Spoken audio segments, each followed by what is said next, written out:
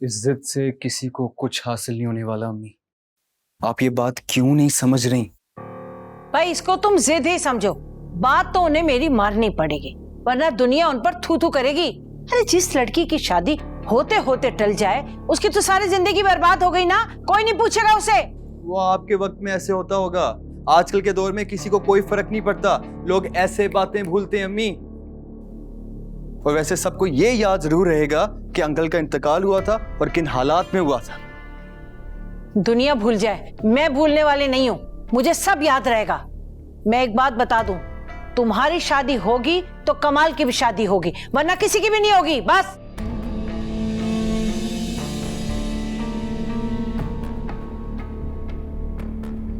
तुमने जिस तरह सबके सामने आकर है ना मोहब्बत का इजहार किया ना, शेरनी लग रही थी तुम भाई, दिल खुश कर दिया मेरा। क्या फायदा हुआ, अम्मी और आप ही तो नहीं माने नो।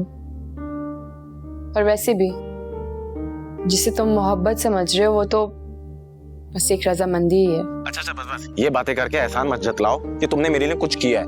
जाहिर है कुछ ना कुछ तो होगा तुम्हारे दिल में, हाँ? जब तो तुमने हामी भरी है। मोहब्बत तो चीज ही कुछ ऐसी होती है। बस ऐसे ही अपनी बात पर कायम रखना भैया, आज नहीं तो कल तुम्हारे घर वाले राजी हो जाएंगे। अल्लाह करे ऐसे ही हो। लेकिन तुम्हारी अम्मी, उनका क्या होगा? वो तो रात 12 बजे तक का टाइम देकर गई हैं, अगर नहीं मानी तो? अब ये तुम मुझ पर छोड़ दो, बस तुम अपने घर वालों को मनाओ। और अगर मेरे घर वाले नहीं माने तो जमाल भाई और आपकी शादी नहीं होगी? फिर कर दी ना बुज़दिली वाली बात।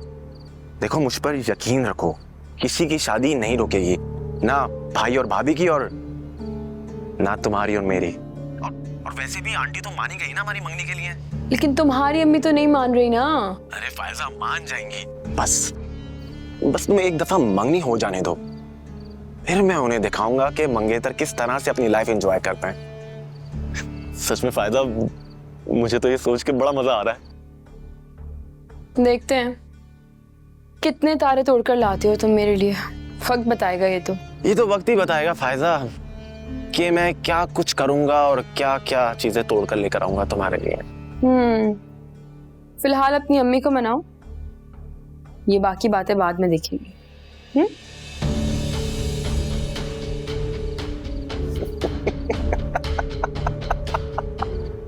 हर बात की एक हद होती है अम्मी, लेकिन आपने तो हर हद पार कर दी। ये जिद है या रिश्ता कि अगर वो नहीं आती तो महनाज भी इस घर में नहीं आ सकती।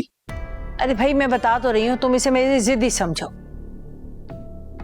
जिस तरह फायजा कमाल की पसंद है, इसी तरह महनाज तुम्हारी पसंद थी।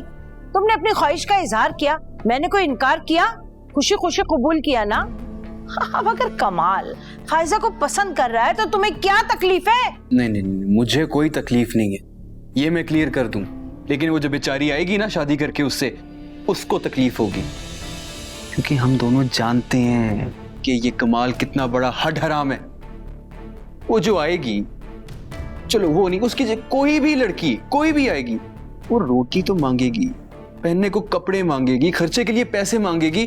कहां से लाएगा ये, कहां से लाएगा ये? तुम इसकी फिक्र ना करो, उसके बाप ने ना बहुत कुछ छोड़ा हुआ है उसके लिए, तुमसे वो देला नहीं मांगेगा। ओह, मैं तंग आ गया हूं इस बकबक से। गुस्सा मत करो। ये बताओ कि कल तुम्हारी ससुराल में हो क्या रहा था? मलिया से मिलने कौन आया था? मुझे क्या पता है, अंकल का कोई दोस्त होगा। लेकिन बात क्या हो रही थी? पता नहीं, मैं उनकी बातें नहीं सुन रहा था, सॉरी। अच्छा, उनकी बातें तो नहीं सुन रहे थे ना, लेकिन मेरी एक बात तुम साफ साफ सुन लो, वो मकान तुम्हारे और कमाल के नाम होना चाहिए, समझे तुम? इसी सूरत में तुम दोनों की शादी हो सकती है, वरना नहीं। ये क्या नई बात शुरू कर दी है बैठे बैठे? खुदा का खौफ करें अम्मी। ठीक है, अगर किसी तरह महनाज और फायजा इस घर आ भी जाते हैं तो मलिहा और आंटी तो वहां अकेले हैं ना, उनके बारे में कुछ सोचा आपने? मुझे कोई परवाह नहीं है कुलसुम की और मलिहा की, मेरी बला से वो कहीं भी जाए। मैं सिर्फ ये चाहती हूँ कि वो मकान फायजा और महनाज के नाम होना चाहिए। अरे उनके साथ साथ तुम दोनों भाइयों के हाथों में आना चाहिए वो मकान। सोचो तुम दोनों भाइयों के हाथों में आ जाएगा।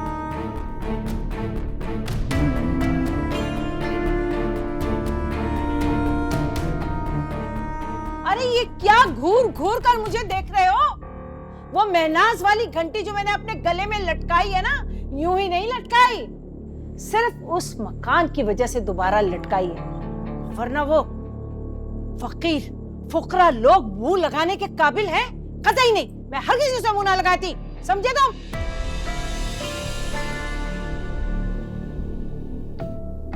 बकवास बंद करो अपनी, हर वक्त बहस करते रहते हो, जाओ यहां से।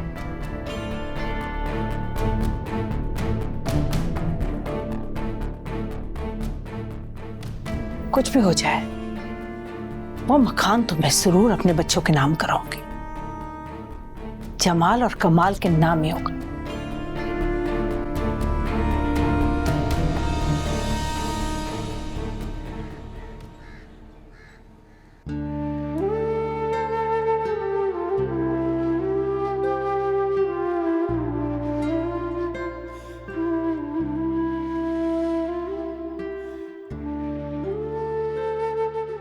अभी ये क्या हो गया? अभी क्या हो गया आपको?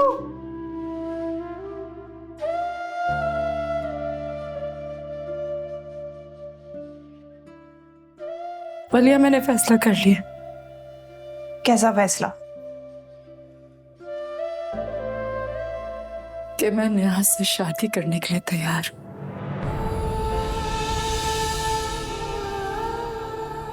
ये समझो मेरी बात को, अब्बू के सारे कर्जे पूरे उतर जाएंगे। ये हमारी छत हमसे नहीं छीनी जाएगी। खास तौर पे मेरी छोटी बहन को मेरे लिए कुर्बानी नहीं देनी पड़ेगी। बस आप ही, अब एक और लफ्ज नहीं।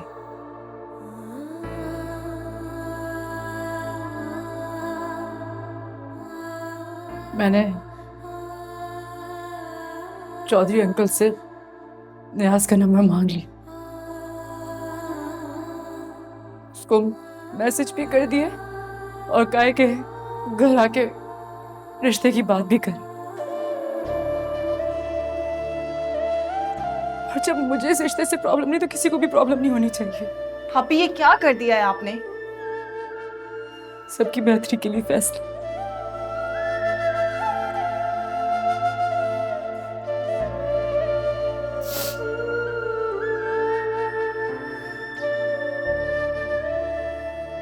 इस छत को बचाने का बस एक यही रास्ता था।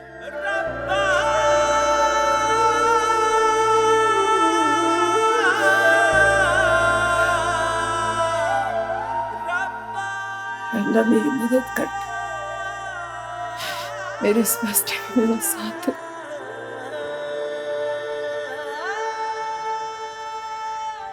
या खुदाया, काश मुश्ताक जिंदा रहते और मैं मर जाती। कैसी बातें कर रही हैं? क्यों कह रही है ऐसा? क्यों ना कहूं? हाँ, ये फायजा बेशरम सबके सामने किस तरह से अपनी शादी का फैसला सुना गई, और तुमने भी कोई कसर नहीं छोड़ी बेटा। अपने बाप के उम्र के शख्स को मैसेज किया तुमने, उसे ये पैगाम भिजवाया कि घर आके रिश्ता मांग लो। ये सब सुनने और देखने से तो बेहतर था ना कि मैं मर जाती। पता नहीं अम्मी, ये दोनों अपने आप को क्या समझती हैं? कुर्बानी और एसार की मिसालें बनना चाहती हैं। ये फायजा आप ही के लिए कुर्बानी दे रही है और आप ही इस घर के लिए कुर्बानी दे रही है। सोचो सर, अगर तुम्हारे अब्बू जिंदा होते तो फिर भी तुम लोगों की यही सोच होती, यही अमल होता। अगर अब्बू जिंदा होते ना तो इतनी सारी मुसीबतें हमें देखनी ना पड़ती। फायजा, मुसीबतों से मुकाबला किया जाता है, उनसे लड़ा जाता है, ना कि उनके आगे सर झुका के नए अजाबों को दावत दी जाती है।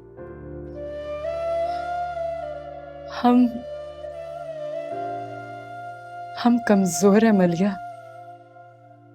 अगर आज हमारा भाई होता ना तो हम लोग को ये सब कुछ करने की जरूरत नहीं पड़ती। प्लीज आप ही, आप ऐसा मत कहें। आप लोग आज से मुझे अपना भाई समझें। जब तक मैं जिंदा हूं ना, मैं आपको जिंदा दरगोर होने नहीं दूंगी और ना ही इस फायजा की उस निकम्मे से शादी होने दूंगी।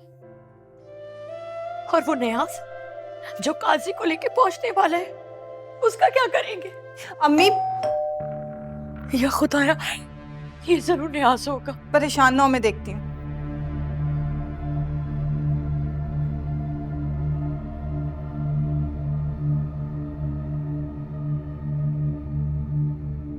जी कौन? मैं जमाल। अस्सलाम वालेकुम। वालेकुम अस्सलाम। आइए अंदर आइए।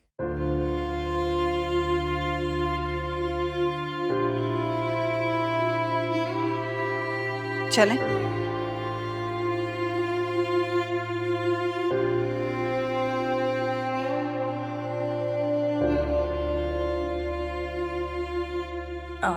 भाई आप बैठे, मैं अम्मी को बुला के लाती हूँ। मलिहा, अगर आप बुरा ना मनाए तो मैं पहले महनाज से कुछ अकेले में बात करना चाहता हूँ, इफ यू डोंट माइंड तो। ठीक है, मैं आप ही से कहती हूँ कि आप उनसे बात करना चाहते हैं।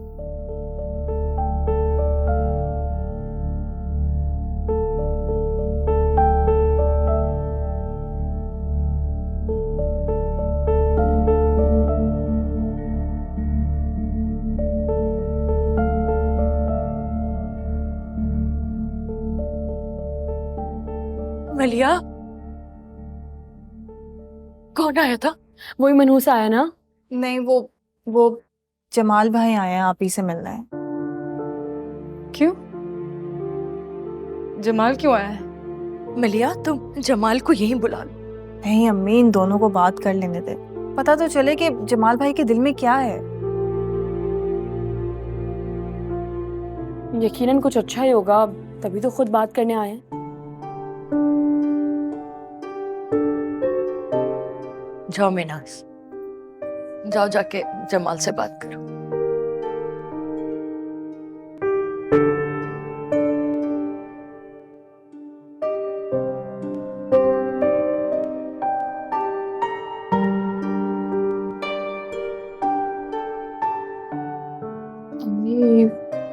या अल्लाह, मेरी बच्ची के हक में जो बेहतर है बस वो करना मेरे परवरदिगार है।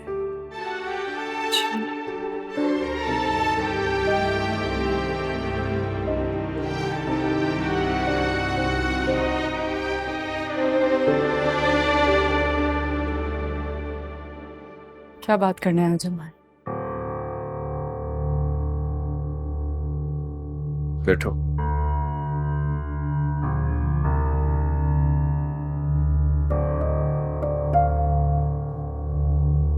प्लीज।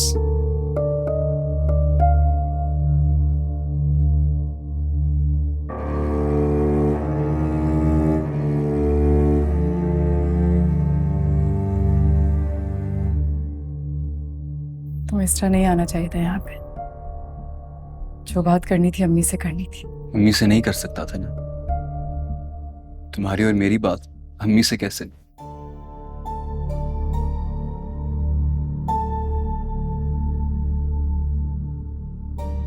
देखो, ये जो मैं बात करने लगा हूं ये वो नहीं है जो तुम समझ रही हो शायद। मैं कुछ नहीं समझ रही, आपको जो कहना है कहिए। महनाज, सुनो तो सही। जो मैं बात करने लगा हूं वो मैं खुलकर कर नहीं सकता, इसलिए खुद अम्मी को बता देना कि जो मर्जी हो जाए फाइजा की शादी कमाल से हरगिज़ ना कराएं, वरना सबके लिए बहुत बुरा होगा, खास तौर पे फाइजा के लिए। क्या इत्तेफाक की बात है, हम भी यही सोचते हैं कि फायजा और कमाल का कोई जोड़ नहीं है।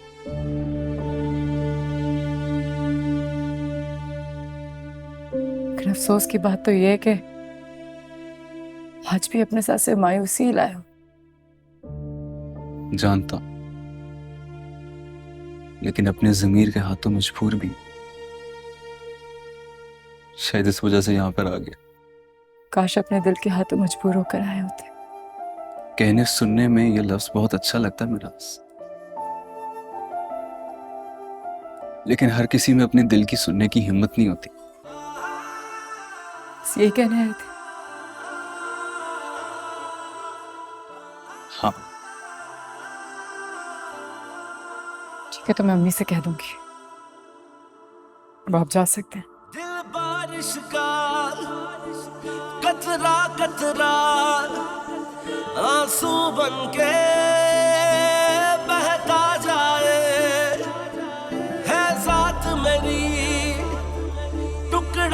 टुकड़ा जरा जरा उड़ता जाए, चाहे जितना मैं थामूं ये तो हाथ छुड़ाए।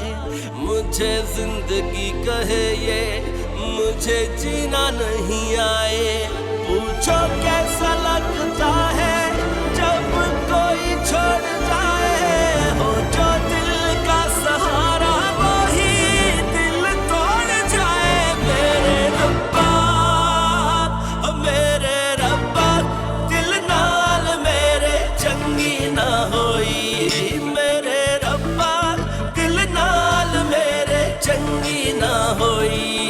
ऐसी केड़ी है दुआ मैं जेड़ी मंगी ना होई।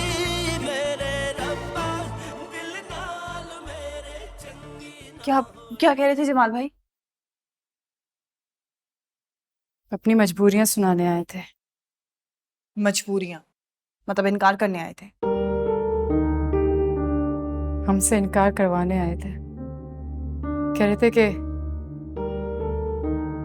दोनों की शादियों के पीछे कोई वजह है, जो कि वाज़ेह तौर पे तो नहीं बताई उसने, लेकिन कह रहा था कि अगर ये शादियां हो गई तो सबकी जिंदगियां बर्बाद हो जाएंगी। यानी नरगिस आंटी को आप दोनों के अलावा भी कुछ चाहिए,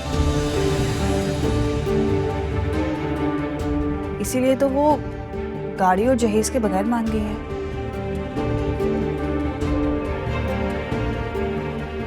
घर? क्या वो लालच में आके ये घर तो नहीं आते आना चाहती ना?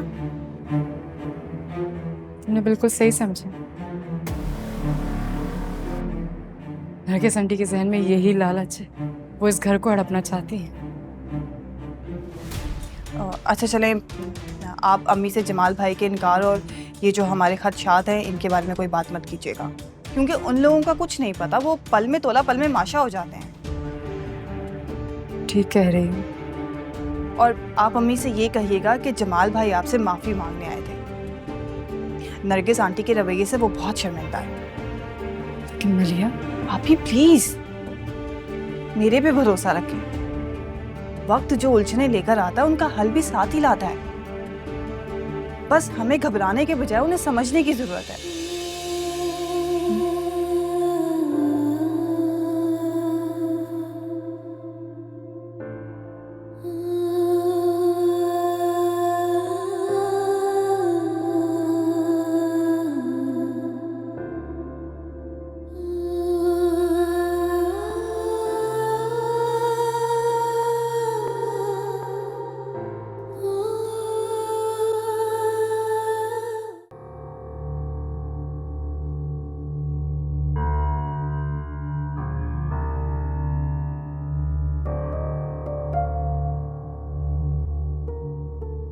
मुझे ऐसा क्यों लग रहा है बेटा कि तुम मुझसे झूठ बोल रही हो? जवाब दो। अम्मी झूठ नहीं बोल रही आप ही, वो बस परेशान है। एक तरफ नियाज अंकल की टेंशन है और दूसरी तरफ जबाल भाई की अम्मी है कि जिद ही नहीं छोड़ रही अपनी। मलिया तुम इतनी बातें मत बनाओ, मुझे सिर्फ ये बता दो कि जमाल क्यों आया था, क्या कहने आया था। अम्मी, आपको मैं सच बताती हूँ कि वो क्या बोल के गए। वो यही कह के गए कि जब तक मेरा और कमाल का रिश्ता नहीं होगा तब तक आंटी आपी और जमाल भाई के लिए नहीं मानेंगी। ऐसे ही है ना? यही बोल के गए ना वो? हाँ, यही कहा था उन्होंने। लेकिन तुम अपने दिल में कोई गलतफहमी पैदा मत करो कि हम इस रिश्ते के लिए मान जाएंगे। अम्मी, जब मुझे कोई मसला नहीं तो फिर ये क्यों माँ बन रही है बीच में? किस लहजे में बात करी हो अपनी बड़ी बहन से? बिल्कुल उसी लहजे में बात करी हूँ जिस तरह मुझे पहले कर लेनी चाहिए थी। जब से अब्बू जी का इंतकाल हुआ है उस दिन से ये मेरा बाप बनने की कोशिश कर रही है। बात बात पे ऐसे फैसले सुनाती है जैसे अब्बू जी के इंतकाल के इंतजार में बैठी हुई थी ये। फाइजा, क्या कर रहे हो तुम दोनों? क्या हो गया तुम्हें? क्या हरकत की तुमने? अम्मी, अम्मी संभाले खुद को। तुम दोनों को शर्म नहीं आती? अम्मी की हालत देखो, आप तुम दोनों अपने दोहरे लेके बैठ गए उनके सामने। खुदा की कसम खा के कह रही हूं, अगर इन्हें कुछ हो गया ना मैं खुद को खत्म कर दूंगी। किसी को कुछ नहीं होगा आप ही। मैं बस गुस्से में कर गई, सॉरी।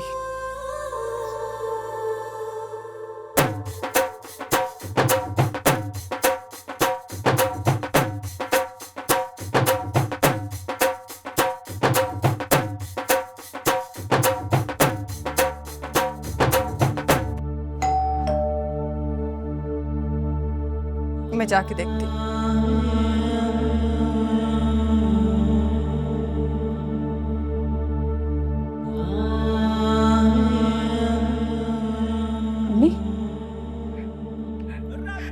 अम्मी अम्मी अम्मी अम्मी अम्मी अम्मी अम्मी प्लीज संभाले उठ यहाँ से।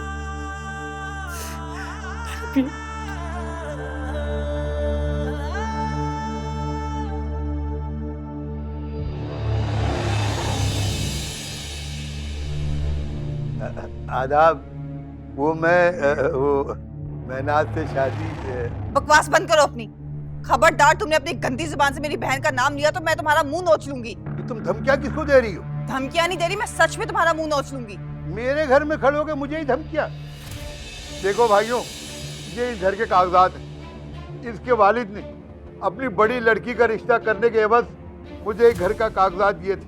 अब ये लड़कियां इस घर पे काबिज होने के बाद मुझे इस तरह बेइज्जत कर रही हैं, ना ही रिश्ता दे रही हैं और ना घर खाली कर रही हैं। अब आप ही लोग बताओ, इंसाफ करो।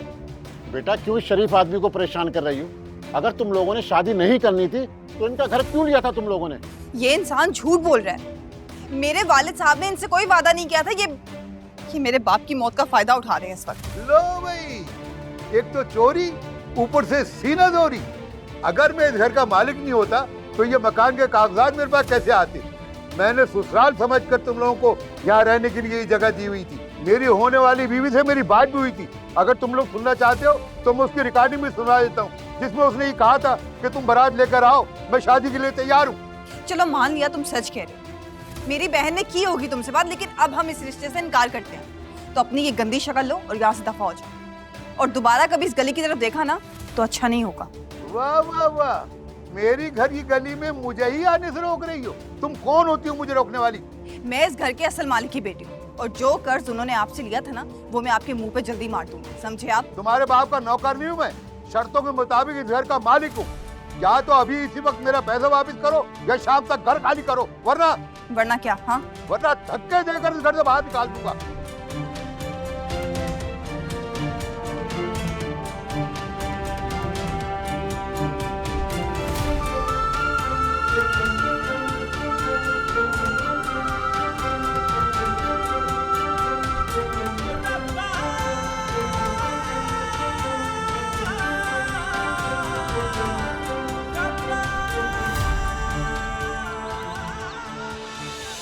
अम्मा, आपको जरूरत क्या थी भाई को ये सब कुछ बताने की?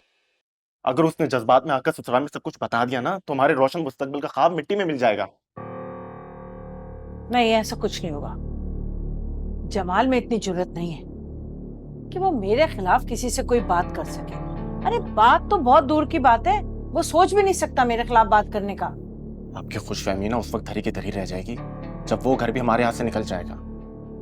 अम्मा, आप मान क्यों नहीं लेती कि आपको भाई को बताना नहीं चाहिए था? अरे तो क्या हुआ, जज्बात में आकर बता दिया, अब क्या जबान काट दूं अपनी? अरे अम्मा, जबान को नहीं, उसके रास्ते को काटे। इससे पहले कि वो उनकी हमदर्दी में आके उन्हें सब कुछ बता दे, आप जाके उसका रिश्ता तय करते हैं। और वो फायजा, उन लोगों ने तो रिश्ता देने से इनकार ही कर दिया ना। अरे अम्मा, इनकार को इकरार में बाद में बदलवा लेंगे। बस एक मर्तबा आप महनाज को यहाँ पर ले आए, उसके बाद आप उसके साथ वो सलूक करें कि फायजा बिलबिलाती हुई अपनी बहन की जान बख्शवाने यहाँ पर आ जाए।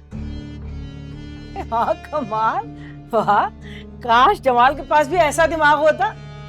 जमाल, अरे बेटा कहाँ चले गए थे बगैर बताए? बात तो सुनो। अजीब आदमी भाई, जवाब भी नहीं दिया। लगता है भाई अभी भी सोग में है। जब उसे शादी का पता चलेगा ना तो खुशी के मारे उछलने लगेगा। हाँ, ठीक कह रहे हो तुम।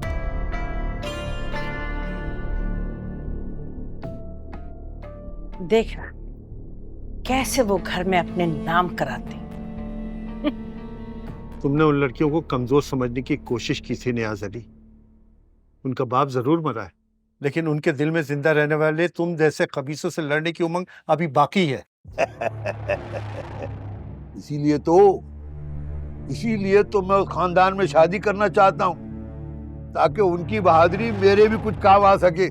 शर्म करो नियाज अली, शर्म करो। बच्चियां तुम्हारी पोतियों के बराबर है। बेहतर होता कि तुम उनके सर पे दस्ते शफकत रखते, दुनिया में अल्लाह को राजी भी कर लेते और आखिरत में जन्नत भी कमा लेते। अपने रब को राजी करने के लिए मैं बहुत कुछ करता हूँ, नमाज, रोजा, ज़कात, खैरात, और अब तो हज भी करने वाला हूँ। मुझे उसके लिए तुम्हारे मशवरों की जरूरत नहीं है चौधरी। हाँ, अगर तुम उनका फायदा चाहते हो तो अभी भी उनको समझाओ कि वो अपनी बहन को मेरे साथ रुखसत कर दें। मैं क्या फायदा, गली गली धक्के खाते फिरेंगी, कोई भीख भी नहीं देगा। बहुत गलत बात की तुमने, बहुत गलत बात की नियाज अली तुमने। लेकिन पता है, मुझे हैरत नहीं हुई है, क्योंकि तुम जैसा आदमी इतना ही गिर सकता है जितना तुम गिर चुके हो। अब जाओ यहाँ से, ऐसा ना हो कि मेरी बर्दाश्त जवाब दे जाए। जाओ यहाँ से।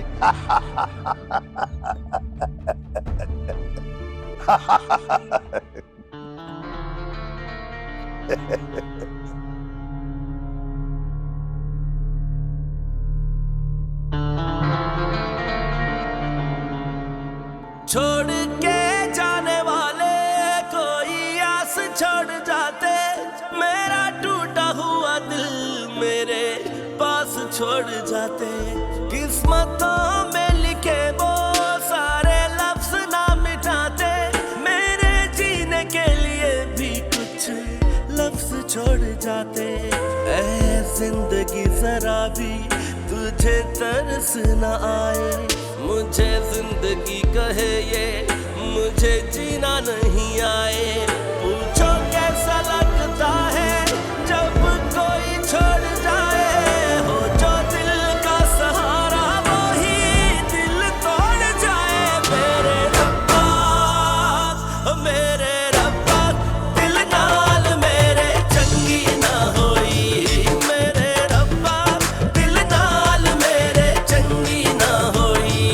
ऐसी केड़ी है दुआ मैं तेरी मंगी ना होई, मेरे रब्बा दिल नाल मेरे चंगी ना होई, मेरे रब्बा दिल नाल मेरे चंगी ना होई। कोई सुने मेरी कैसे मैं सुनाऊं, तेरी आंखों में नजर ना आऊं, जीना अच्छा नहीं लगता मुझे, क्या मैं मर जाऊं। कोई सुने मेरी कैसे मैं सुनाऊं, तेरी आंखों में नजर ना आऊं, जीना अच्छा नहीं लगता मुझे, क्या मैं मर जाऊं।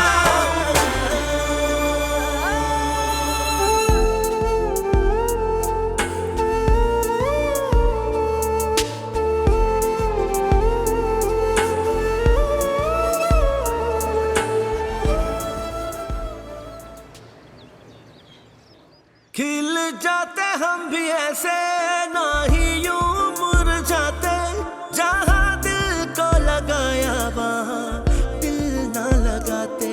काश ऐसा होता हम तेरा नाम भूल जाते, खुद ना बैठ हम रोते फिर तुझको रुलाते। आए तू नहीं आए, दिल को चैन न आए, मुझे जिंदगी कहे ये मुझे जीना नहीं आए। पूछो कैसा लगता है जब कोई छोड़ जाए, हो जो दिल का सहारा वही दिल तोड़ जाए। मेरे रब्बा। सॉरी बेटा, मैं तुम लोगों के लिए कुछ नहीं कर सका। सिर्फ इतना कर सका हूँ कि चंद बड़े लोगों को बीच में डालकर नियाज को मजीद तमाशा करने और यहाँ आने से रोक दिया। जी अंकल, आपने इतना कर दिया, मेरे लिए यही बहुत है।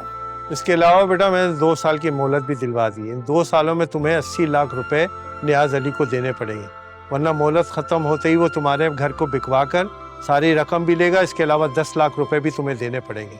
और जब तक ये सारा मामला हल नहीं हो जाता है वो मकान तुम्हारे लिए मतनाज़ा है बेटा। ना ही तुम उसमें रह सकती हो, ना ही ये नियाज अली उसमें रह सकता है।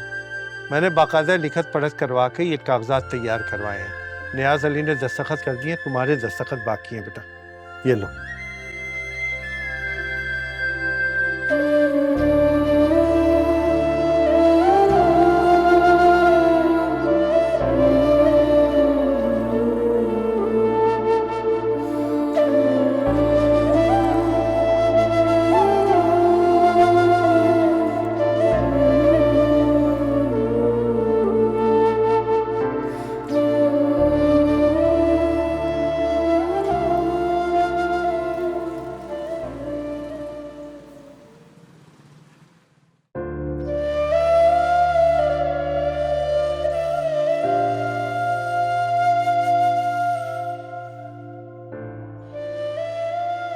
घर हमारे घर से ज्यादा अच्छा तो नहीं है, लेकिन फिर भी बेहतर है। 3 कमरे हैं उसमें, एक सहन है और एक छत है। किराया भी बहुत मुनासिब है और एडवांस भी। ये सब चीजें देखकर ही मैंने फाइनल किया है अम्मी। पता नहीं यहाँ से जाने के बाद अल्लाह जाने इस घर में दोबारा आना नसीब होगा भी या नहीं। अम्मी, हम इंशाल्लाह जरूर वापस आएंगे इस घर में। अल्लाह उन सालिमों को कभी माफ नहीं करेगा मलिया, जिन्होंने हमारी खुशियों को आग लगा दी, जिन्होंने हमारा बड़ा बुरा घर तबाह कर। अल्लाह कभी माफ नहीं करेगा उन्हें, कभी भी नहीं। मैं सब ठीक कर दूंगी मैं सब ठीक कर दूंगी।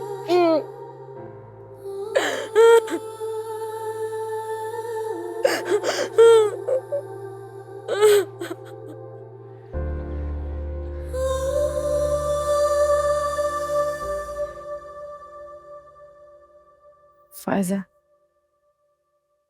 मम्मी बहुत उदास है। जाहिर है, दुख भी तो बहुत बड़ा है ना उनका। वो के साथ मिलके पूरा घर बनाया था उन्होंने। उदास तो होंगी, पता नहीं क्यों। अम्मी और मलिया मेरी बात समझने की कोशिश ही नहीं कर रहे। यकीन करो फैज़ा, अभी भी वक्त से सब कुछ सही हो सकता है। कैसी बातें कर रही हैं आप? आपने शक्ल देखी उस बुड्ढे की? उसकी शक्ल से नहू से टपक रही है। शर्म तक तो है नहीं उसके अंदर। अपनी बेटी की उम्र की लड़की का रिश्ता मांगने आ गया, वो भी खुशी खुशी। वाह भाई। जिन लड़कियों के सर पे बाप और भाई का साया नहीं होता ना, उनको ये दुनिया सुकून से जीने नहीं देती।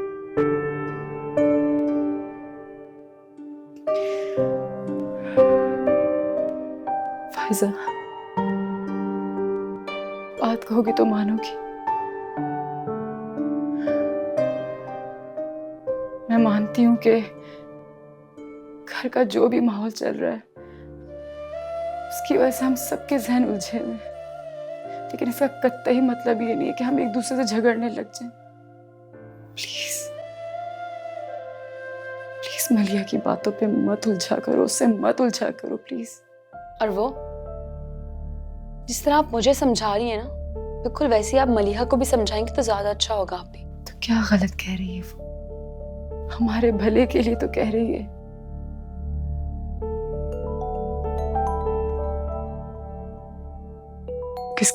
किसकी कॉल है? कमाल।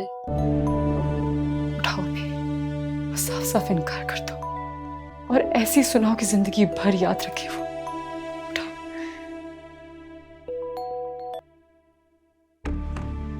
ये क्या किया? अबे मैं उसका फोन उठा लूंगी, लेकिन प्लीज एक दफा मेरी बात सुने। लेकिन क्या?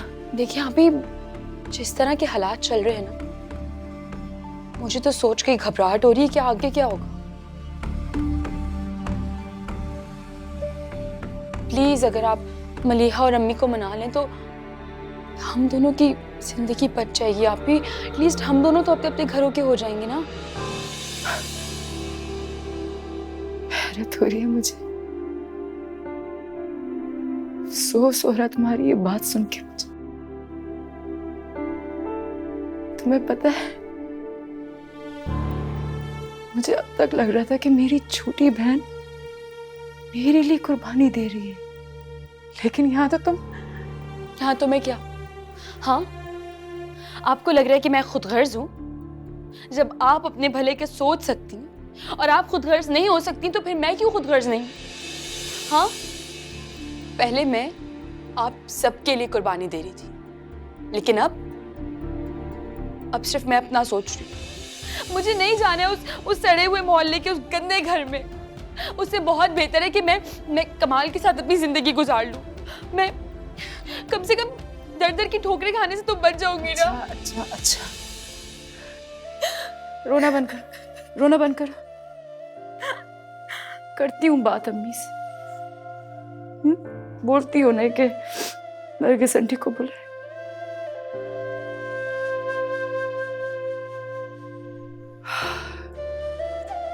लेकिन फायजा, मैं कभी नहीं चाहूंगी कि मेरी छोटी बहन के साथ कुछ गलत हो।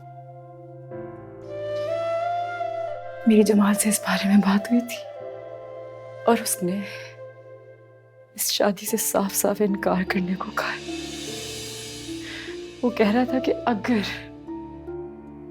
ये शादी हो गई तो सबके लिए बहुत बहुत बुरा हो सकता है। तुम समझ रही हो मेरी बात फायजा? इससे और ज्यादा क्या बुरा होगा? आप भी हमारे सर से छत छिन रही है, इससे और ज्यादा कुछ बुरा हो सकता है? कुछ भी बुरा नहीं होगा और आपको डरने की जरूरत ही नहीं है। अब हमें क्यों डरे? हमारे पास तो कुछ भी नहीं है उनको देने के लिए। और रही बात नरगिस आंटी की ना, तो आप देखना वो बिल्कुल सही हो जाएंगे और वो तो अपना सर पीटेंगी बैठ के। उनकी आप परवाह नहीं करें, कुछ भी नहीं होगा। मैं हूं ना,